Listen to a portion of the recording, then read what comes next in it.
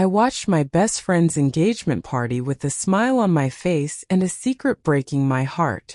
Because 3 hours before he got down on one knee for her, he was in my apartment telling me he loved me. What happened next? Well, karma has a funny way of keeping score. If you love stories about secrets, betrayal, and karma coming full circle, you're going to want to stick around until the end. And if this story keeps you on the edge of your seat, smash that like button and subscribe for more untold stories like this one. My name is Sarah, and I've always prided myself on being the loyal friend. The one people could trust with their deepest secrets, the one who would never betray anyone. I guess that's what makes this story so ironic, because I became everything I never thought I could be. It all started 3 years ago when I met David at a work conference. He was this charming marketing executive with these intense brown eyes that seemed to see right through you. We clicked instantly, talking for hours about everything and nothing. There was this electric chemistry between us, but neither of us acted on it. Maybe we were both too scared, or maybe we knew it would complicate things. Either way, we became close friends instead. Then Emma came into the picture. Sweet, trusting Emma, my best friend since college. She was this ray of sunshine who saw the good in everyone, who would give you the shirt off her back without thinking twice. When I introduced her to David at my birthday party 2 years ago, I thought I was being a good friend. I thought I was helping two amazing people find happiness. I watched their relationship bloom while I stepped back, burying whatever feelings I had for David deep down where they couldn't hurt anyone. Emma would call me every day, gushing about their dates, asking for advice about what to wear, what to say. And David? He still texted me, but now it was about Emma. How lucky he was, how perfect she was, how he wanted to make her happy. But somewhere along the way, those conversations started changing. David would ask to meet up for coffee to talk about Emma, but we'd end up talking about anything but her. He'd stay later, laugh harder at my jokes, lean closer when I spoke. Those intense brown eyes started looking at me the way they used to, and I felt that old chemistry crackling between us again. The first red flag should have been when he started complaining about Emma. Little things at first. How she was too clingy, how she didn't understand his work stress, how she wanted to spend every weekend with him.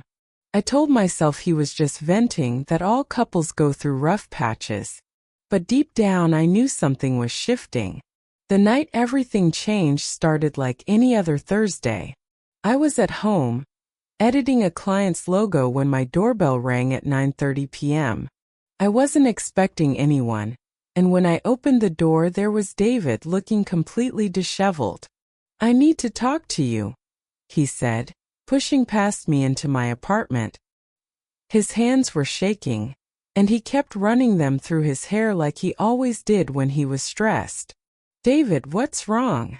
Aren't you supposed to be with Emma tonight? I thought you two were looking at engagement rings." That's when he completely broke down.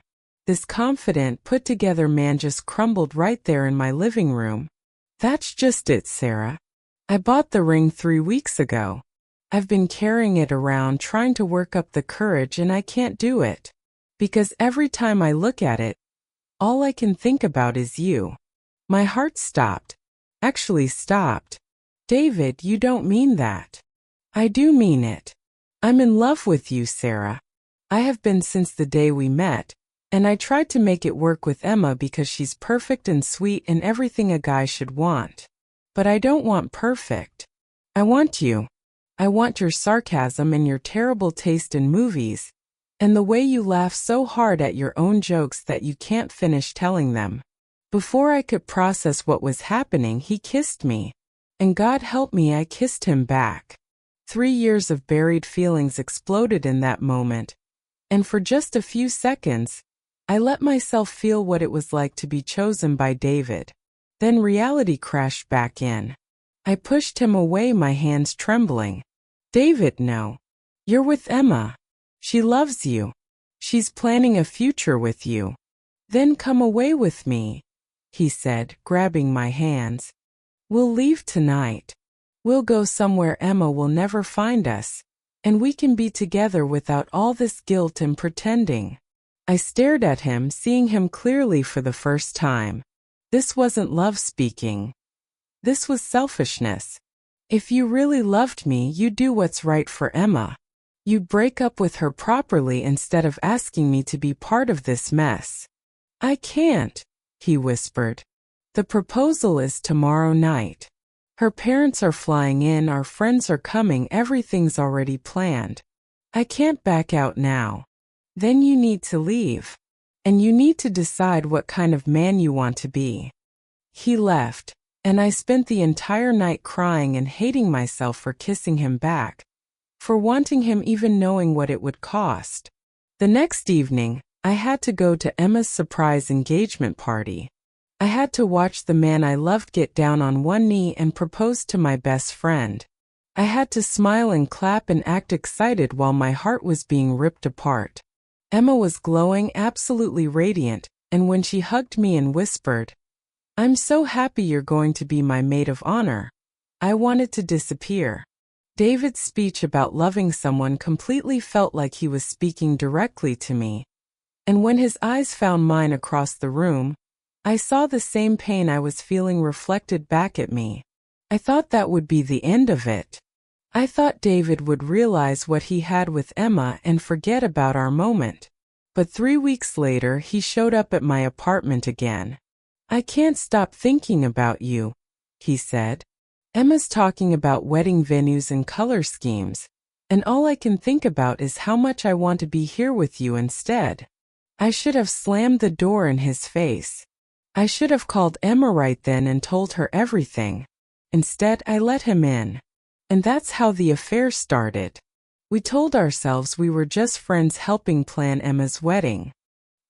He'd come over to look at venue photos, and we'd end up kissing on my couch until the guilt became too much to bear. Every lie felt like poison. When Emma asked why I seemed distant, I blamed work stress. When she wanted to have girls' nights to plan the wedding, I made excuses. The worst part was how grateful she was for my help with David. She kept thanking me for keeping him calm, for being such a good friend to both of them. The close calls started getting more frequent. We almost got caught at a coffee shop when Emma's coworker saw us holding hands. David left his phone at my place one night, and Emma's good morning texts kept lighting up the screen, each one like a knife in my chest. I was losing weight, losing sleep, and Emma kept asking if I was okay with this concerned look that made me want to confess everything.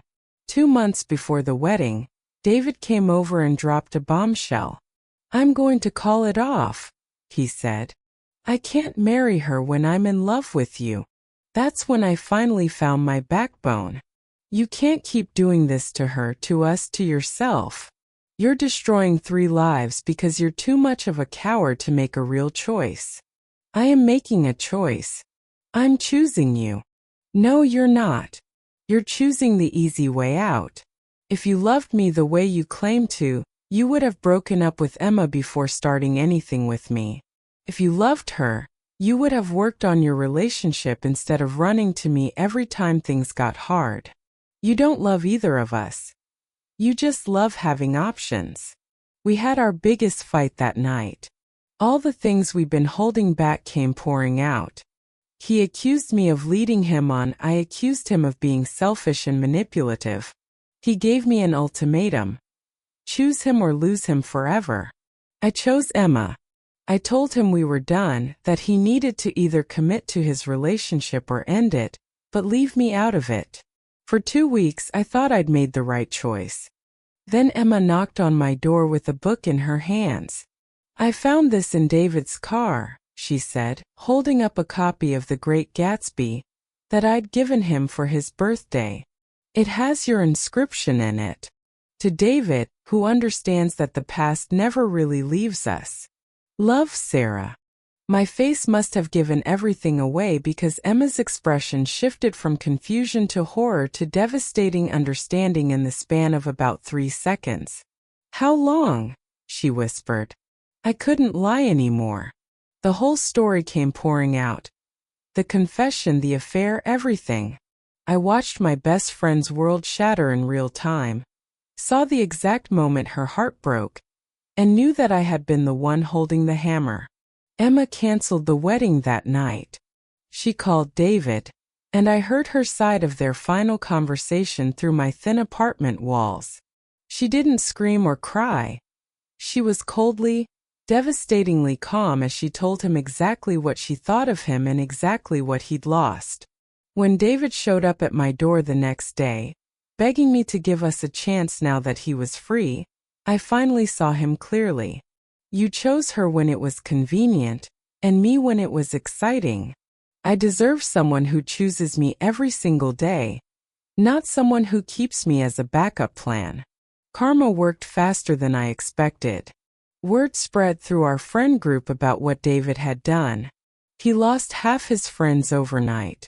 The stress affected his work performance, and he got passed over for the promotion he'd been working toward for 2 years. He even got transferred to a different department to avoid the whispers and judgment. He tried everything to win Emma back: flowers, letters, showing up at her school. Nothing worked. Emma was done, and she made sure everyone knew why. The hardest part wasn't David's downfall. It was losing Emma. She couldn't look at me, couldn't be in the same room as me. I lost my best friend, my confidant, the person I'd shared everything with for years. I started therapy because the guilt was eating me alive. It took 8 months before Emma was ready to have a conversation with me. We met at a neutral coffee shop, and she looked stronger somehow, like she'd built herself back up from scratch. I don't know if I can ever forgive you completely, she said, but I understand why it happened. David was always good at making people feel special, making them think they were the exception. Our friendship today is different. We're cautious with each other, but we're rebuilding. She started her own tutoring business and is absolutely thriving. She's dating someone new, a teacher from her school who worships the ground she walks on. David reached out to me last month. I saw his name on my phone and felt absolutely nothing. No anger, no sadness, no longing, just emptiness. I didn't respond, and I won't. I'm dating someone new too. His name is Marcus, and from our very first date, he made it clear that he was choosing me. Not keeping his options open, not hedging his bets, choosing me. It's a completely different feeling. Being someone's first choice instead of their secret. The lesson I learned is this: secrets always surface, and karma keeps perfect records. David lost everything: his fiancé, his reputation, his friendships, his career momentum. I lost my best friend and my self-respect, but I gained something too. I learned what I'm worth, and I learned never to settle for being someone's maybe. Sometimes the hardest person to forgive is yourself. If this story resonated with you, or if you've ever been caught in a situation where love and loyalty collided, let me know in the comments below. Your story might be the next one I tell. Don't forget to like this video if it kept you hooked, subscribe for more real stories like this, and hit that notification bell because trust me, you don't want to miss what's coming next.